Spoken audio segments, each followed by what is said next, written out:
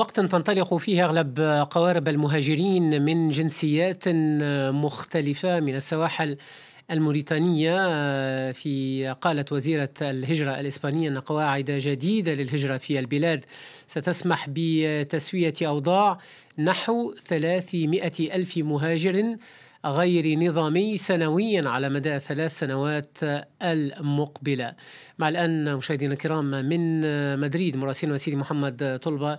سيدي محمد، أهلا بك ومرحبا. ماذا عن استعداد إسبانيا لتسوية وضعيات مئات آلاف المهاجرين غير النظاميين، وما التوقعات بشأن حصة الوافدين ربما من الدول المغاربية؟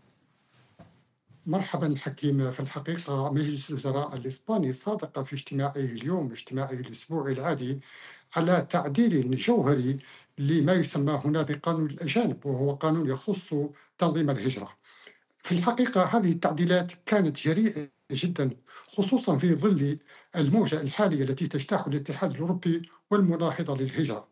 هذا القانون أو هذه التعديلات لا تشمل فقط تسوية وضع المهاجرين غير الشرعيين أو غير النظاميين، بل أيضا تسهيل الحصول على رخصة الإقامة في إسبانيا، وكذلك حتى سماح للطلاب حاملي الرخص الطلابية بالعمل، وأيضا بتحويل رخصتهم للطلاب إلى رخصة عمل عند اكتمال الدراسة.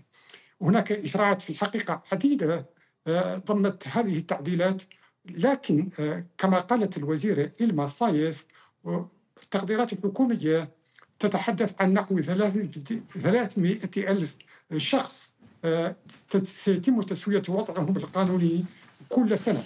لكن هنا ليس هناك أرقام واضحة حول المهاجرين غير القانونيين الموجودون في إسبانيا. لا توجد إحصاءات على اعتبار أنهم غير نظاميين، لا توجد إحصاءات لكن المنظمات غير الحكومية تقدر عدد المهاجرين غير النظاميين الموجودين حاليا في إسبانيا بنحو 1,000,000 شخص.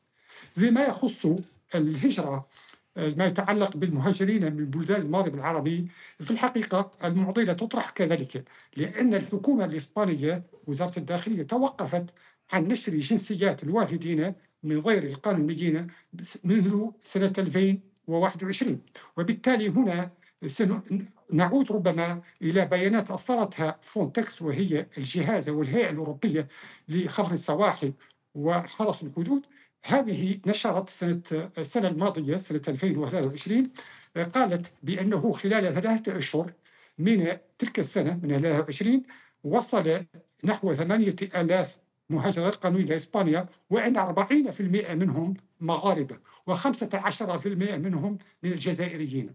وبالتالي انعكاسا لهذا، وعلى اعتبار أن المغاربة يشكلون هنا أكبر جالية أجنبية في إسبانيا بنحو 1,000,000 شخص، فإنه يتوقع أن يكون نصيب الدول المغاربية كبيرا في هذه التسوية الاستثنائية التي تعتزم الحكومة الإسبانية تطبيقها.